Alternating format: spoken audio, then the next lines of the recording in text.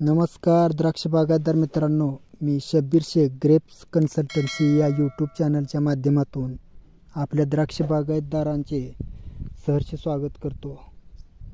आपल्या द्राक्ष बागेत ऑक्टोबर छाटणीनंतर 40 ते 50 दिवसात काय काय काम करायचे आहे यावर संवाद करणार आहे।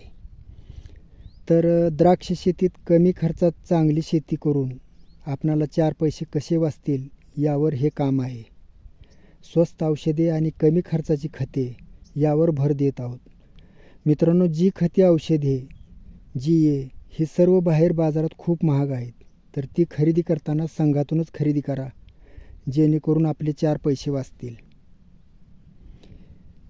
40 दिवसानंतर सटिंग स्प्रे घेतल्यानंतर 41व्या दिवशी फुलोऱ्यामधून सटिंगमध्ये जात असताना जी अवस्था आहे त्या अवस्थेमध्ये जर पाऊस किंवा कूज होत असेल तर आमिस्टारची फवारणी घेणे गरजेचे आहे।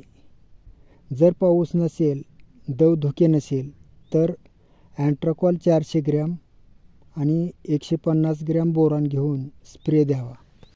43व्या दिवशी क्लोरो 50% ने खोड ओलांडे धुवून घ्या। मिलीबॅगचा प्रादुर्भाव असेल तर मोवेंटो ओडीचा स्प्रे द्या। 45व्या दिवशी चिलेटेड कॅल्शियम 200 ग्रॅम आणि चिलेटेड मॅग्नेशियम 200 ग्रॅम असा स्प्रे द्या। या काळात स्पुरजची लेवल हाय ठेवून पोटॅशची लेवल बिलो ठेवा, म्हणजेच 0-60-20 किंवा 0-52-34 सारखी खते ड्रीपमधून देण्याचा प्रयत्न करा।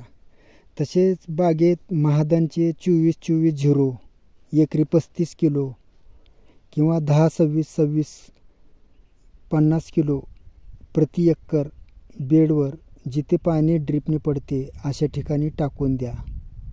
महादनचे बेनसल्फ 10 किलो आणि फेरस 10 किलो असा बेसल डोस टाकून द्या। 47व्या दिवशी लुना एक्सपिरियन्स किंवा ॲक्रेसिव्हो किंवा मेरुवांची एखादी फवारणी घेणे गरजेचे आहे। 48व्या दिवशी 30 ppm GA आणि त्यात एखादे प्रॉडक्ट आयरेस, कॅप्लस किंवा बेरीसायझर किंवा टाटा बहार असा स्प्रे द्या। बेदाना प्लॉटवाल्यांनी 20 ppm चा स्प्रे द्यावा। 50व्या दिवशी सिस्तेन 100 ग्रॅम, चिलेटेड कॅल्शियम 100 ग्रॅम आणि चिलेटेड बोरॉन 100 ग्रॅम असा एक स्प्रे द्या। त्यामुळे भुरीचे नियंत्रण होते। आणि आजकाल बाजारात लिक्विड सल्फर पण मिळते। ते लिक्विड सल्फर 400 मिली 200 लिटर पाण्यातून फवारणी द्या। आपले फवारणीच्या औषधातून द्राक्षवेलीला सल्फरची पूर्तता होते, तसेच भुरीपासून रक्षणही करता येते। अशा प्रकारे 40 ते 50 दिवसात आपल्या द्राक्षबागेत नियोजन करा। भेटत राहू अशाच नवनवीन व्हिडिओसह। धन्यवाद।